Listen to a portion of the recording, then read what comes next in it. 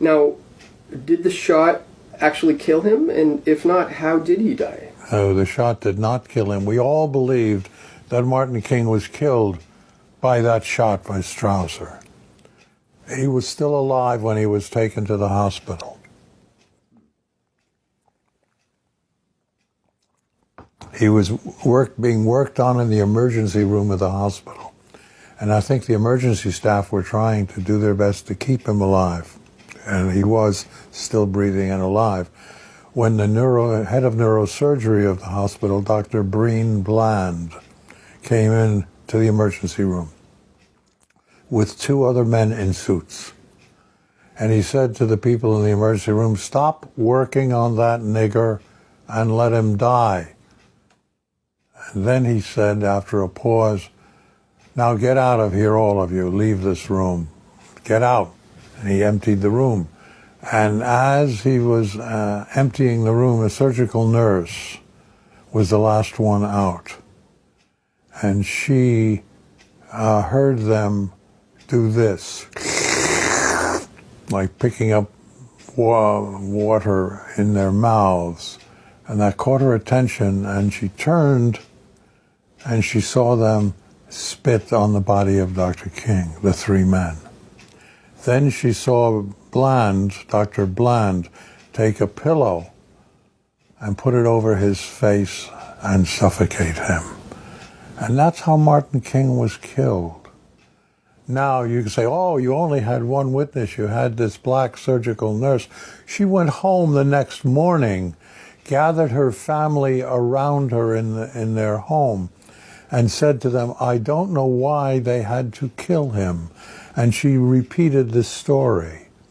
And it was one of her sons who, under oath and under video deposition, told us all this story about how it happened. She saw it happened. And everyone in the room of that video deposition believed him. He was blind, and he was a diabetic victim. He had no reason to lie.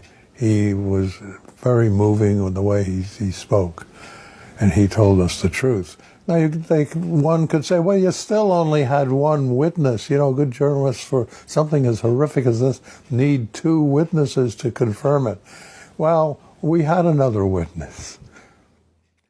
Again, the son of the head of the Dixie Mafia leader told us that his father died, by the way, and the elder brother took over the assassination responsibility. So the elder brother and he were sitting in a meeting with Dr. Bland. Dr. Bland was their family doctor. They were sitting in a meeting with Dr. Bland, and Bland said to the son, Russell Jr., if the bullet doesn't kill him, make sure they take him to St. Joseph's Hospital, and we'll make sure that he doesn't leave there. Now the son heard this at the time. The boy heard this, and he was not a young kid. He was about 15, 16 at that time, and he heard that.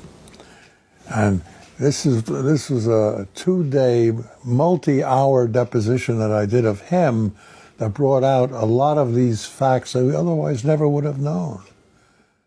And he today is in a hospice, I believe, dying of cancer.